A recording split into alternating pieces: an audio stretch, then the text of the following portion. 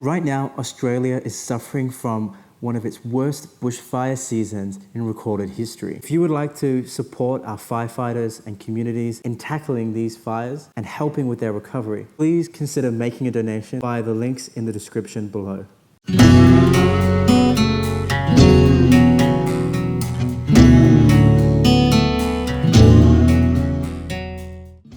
G'day everyone, welcome back to the channel.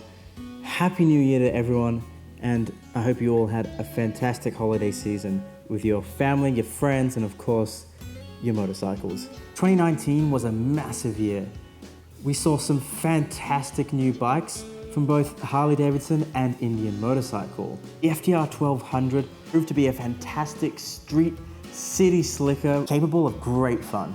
The Indian Challenger debuted right at the end of the year, and though it hasn't made its way to Australia yet, it's already proving to really stir up the market in the big touring world. Harley Davidson came out swinging at the start of 2019. The resurrection of the Lowrider S, that bike was absolutely fantastic, fun to ride, and really shows that Harley's listening to their consumer base and really trying to answer the current trends in motorcycles. They also released their Livewire electric motorcycle. Now say what you want about this bike, there's no doubt that this bike packs incredible technology, and from everything that I've seen, it sounds like an absolute blast to ride. And it makes me excited to see what other technology and innovations Harley has in store going forward. So today we're going to talk a little bit about what we know going into 2020 and some of what I hope to see from the two motorcycle brands. So I'm going to jump on my Harley Davidson Sport Glide. I'm going to take you for a ride through the Perth Hills as we discuss what we can expect in 2020.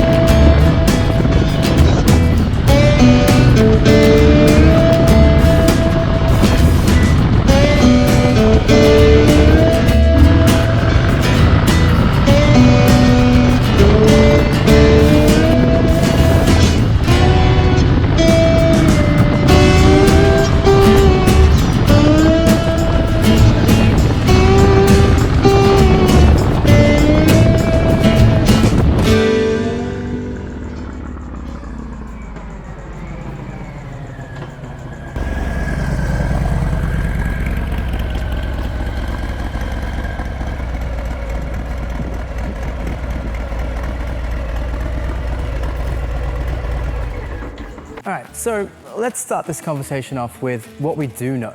The biggest thing that we know from the American V-Twin market going into 2020 are the release of new motorcycles in new areas of the motorcycle market. Really, we're talking about adventure bikes and street fighters. So Harley Davidson is making the most news with these bikes with their Pan America adventure bike and their Street Fighter Bronx. Now, these two motorcycles have been teased to us for what seems like an eternity now, but it has been confirmed that these will be released at the end of 2020, ready for the 2021 model year lineup.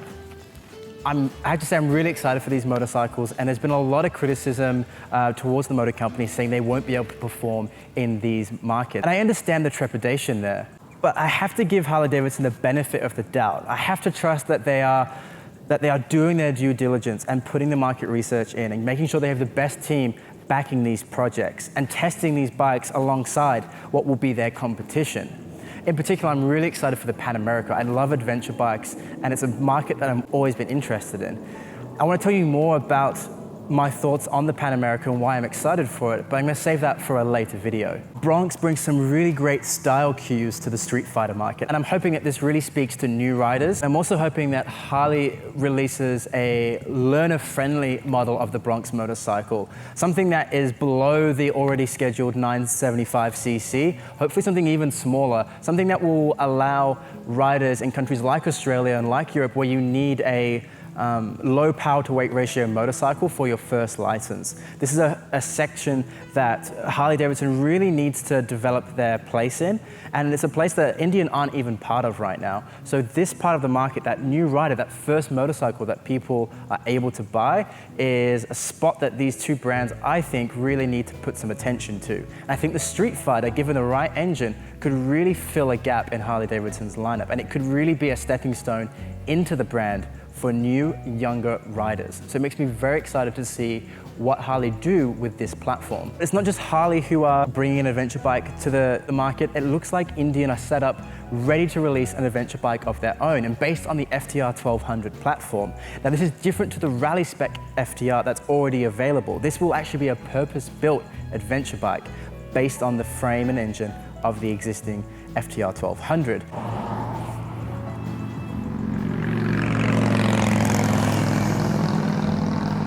So I'm really trusting that Polaris can bring good off-road capability to an Indian adventure motorcycle. Let's jump back on the motorcycle. I'm going to keep enjoying these beautiful roads. I'm going to try and stop in a shadier place next time because it's pretty hot and I shouldn't have worn my leather jacket. Next time we'll stop, I want to tell you some of the things that I'm hoping to see in 2020.